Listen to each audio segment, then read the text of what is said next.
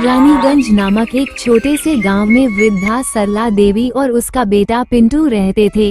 पति को खो चुकी इस मां के लिए उसकी पूरी दुनिया सिर्फ उसका बेटा ही था। लेकिन पिंटू बहुत ही आलसी, गैर जिम्मेदार और चिड़चिड़े स्वभाव का था। माँ, खाना दो, बहुत भूख लगी है। अभी तक खाना नहीं बनाया क्या? तू क्या आज खेत में काम करने गया था? माँ, तुम हर दिन वही सवाल करती हो। क्या मैं सारा दिन काम ही करता रहूंगा? क्या मुझे जरा भी आराम की जरूरत नहीं?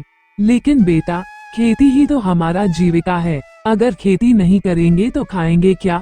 आजकल तो कोई इन खेतों की परवाह नहीं करता। गांव के सब लोग शहर चले गए और मैं अब भी इस गांव में फंसा हूँ। फिर वह बिना खाए गुस्से में घर से बाहर निकल जाता है। अगली सुबह पिंटू देखता है कि माँ अभी भी सोई हुई है। माँ, आज अभी तक सोई हो? क्या हुआ? तुम तो हमेशा सबसे पहले उठती हो। शरीर कुछ ठीक नहीं लग रहा रे बेटा, जरा थोड़ा पानी ला दे। क्या मैं सारा दिन तुम्हारी सेवा ही करती रहूंगी? खुद ही जाकर खा लो।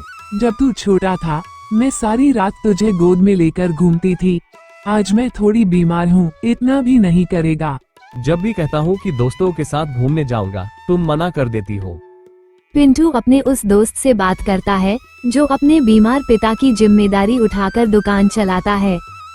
भाई, सब तो अब शहर चले गए और हम इस गांव में ही रह गए हैं। भाई, शहर जाने से ही सब कुछ अच्छा नहीं हो जाता। हम तो माँ बाप के साथ रह पा रहे हैं। हाँ, तू सही कह रहा है, लेकिन अब तो मैं माँ की बात सुनना ही नहीं चाहता। शाम को पिंटू घर लौट आता है। बेटा, जरा थोड़ा लकड़ी काट देना, मेरे हाथ में बहुत दर्द है। फिर से काम? अभी तो आया हूँ, क्या थोड़ी देर आराम भी नहीं कर सकता? एक दिन जब पिंटू अपने दोस्त की दुकान पर बैठा था, तभी गांव के कुछ लोग उससे पैसे मांगते हैं। ए पिंटू, उधार के पैसे वापस कर, नहीं तो अच्छा नहीं होगा।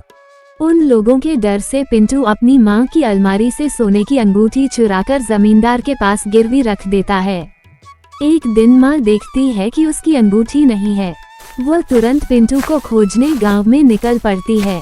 बहन, बुरा लग रहा है फिर भी कह रही हूँ, लगता है गहना तुम्हारे बेटे ने ही लिया है। फिर सरला देवी सीधा घर लौट आती हैं और पिंटू से पूछती हैं कि क्या उसने अंगूठी ली है। माँ, मैंने गलती की है, गहना बेचकर कर्ज चुका दिया है। माँ, मुझे बहुत पछतावा हो रहा है, मुझे माफ कर दो। पिंटू इसके बाद घर छोड़कर चला जाता है। वो मंटू के पास जाकर सारी बात बता देता है। पिंटू, तेरी माँ ने तो सब कुछ तेरे लिए ही किया है और तूने उसी माँ को दुख दिया। एक दिन तुझे समझ में आएगा माँ क्या होती है। ये बातें पिंटू के दिल को छू जाती हैं। उसी रात वह माँ के पास लौट आता है।